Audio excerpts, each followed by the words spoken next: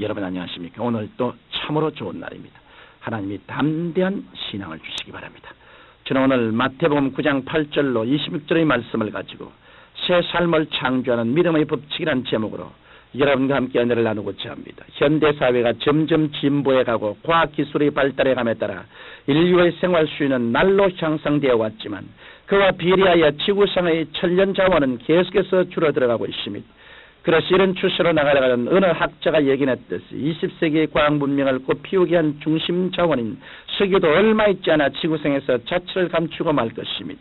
그렇기 때문에 지금 온 세계는 자원 확보라든지 대체 에너지 개발과 같은 문제에 온 신경을 곤두세우고 있는 것입니다. 그런데 이와 같은 자연 고갈 문제는 자원 보유국 측에서 볼 때는 그래도 덜 심각한 편입니다. 정작 문제가 되는 측은 우리나라와 같이 천연 자원의 혜택을 받지 못한 나라들인 것입니다. 그렇다면 자원 보유국들의 자원 무기화의 위협에 맞서서 우리 국민들이 세워야 할 대책은 무엇일까요? 어떻게 하면 우리도 영원히 고갈되지 않을 자원을 보유할 수 있을까요? 이에 대한 대답이 바로 마태복음 9장에 기록되어 있습니다. 그것은 산을 뚫고 바다를 빚어서 채울 수 있는 어떤 광물이 아닙니다. 금이나 은으로 사고 팔 수 있는 것도 아닙니다. 그것은 오직 제 하늘을 지으시고 온 우주 만물을 창조하신 하나님께서 우리의 마음속에 주신 창조적인 믿음인 것입니다. 그러므로 자원이 부족해서 불경이가 아닌 것입니다. 문제는 사람들의 아이디어의 빈곤, 다시 말하자면 창조적인 믿음이 결핍된 데서 비롯되는 것입니다. 그러면 마태복음 9장에는 도대체 어떤 믿음이 기록되어 있으며 그와 같은 믿음을 우리들의 생활에 어떻게 적용할 수 있을까요? 저는 오늘 이에 대해 여러분께 말씀드림으로써 여러분이 새 삶을 창조해 나갈 수 있도록 도와드리고자 합니다.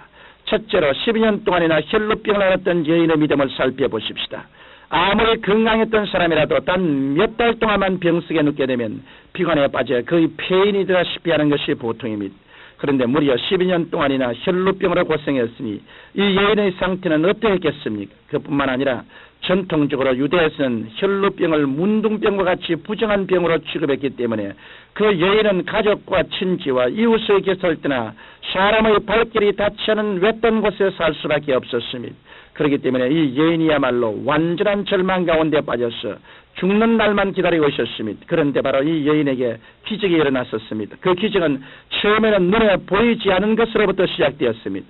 그것은 생각이었습니다.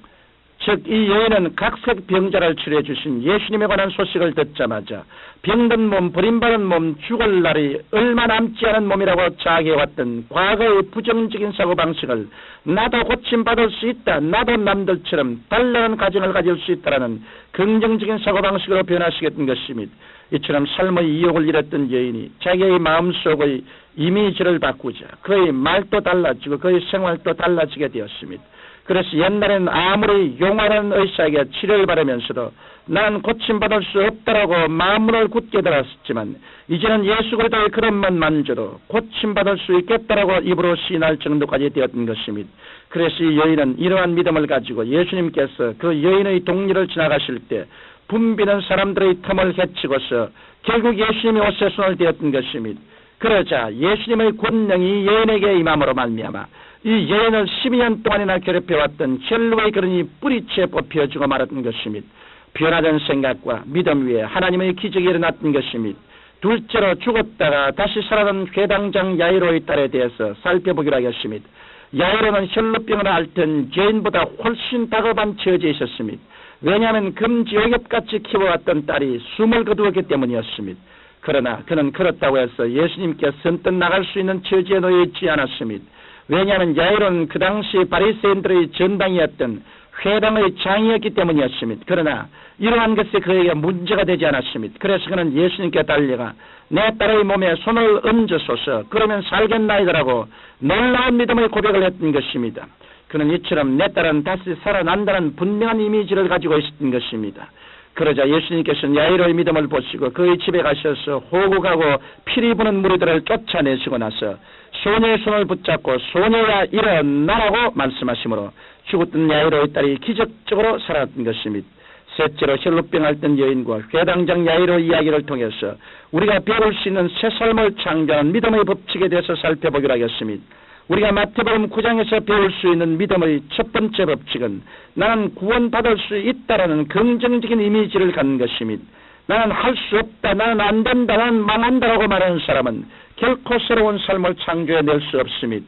혈루병을 앓고 있으면서도 이미 나아버렸다고 확신한 여인과 그리고 딸이 이미 숨을 거두었지만 살아난다는 이미지를 확고히 가진 회당장과 같이 긍정적인 생각을 가지고 있어야 하나님의 기적이 일어나는 것입니다. 이러므로 우리 민족이 고갈되지 않은 자원을 개발하려면 먼저 우리 민족의 생각이 긍정적으로 변화되어야 합니다. 믿음의 두 번째 법칙은 새로운 말을 해야 한다는 것입니다. 이것은 대한민국의 국민이면 국어를 사용하고 영국 국민이면 영어를 사용하듯이 하늘나라의 국민이 되었으면 하늘나라의 말을 사용해야 한다는 것입니다. 그러면 하늘나라의 말은 무엇일까요? 그것은 성경 창세기로부터 요한계시록의 말씀입니다. 이 하나님의 말씀은 기적으로 꽉 들어차 있던 창조적인 믿음의 말씀입니다. 이 믿음의 말씀을 시인해야 하나님의 기적이 일어나는 것입니다. 예수님께서는 병자를 고치실 때 아무런 준비도 갖추지 않은 사람들까지 치료해 주시는 않으셨습니다. 입으로 자기가 나을 것을 분명히 시인한 사람들에게 한해서 내 믿음이 너를 구원했다라고 말씀하시던 것입니다.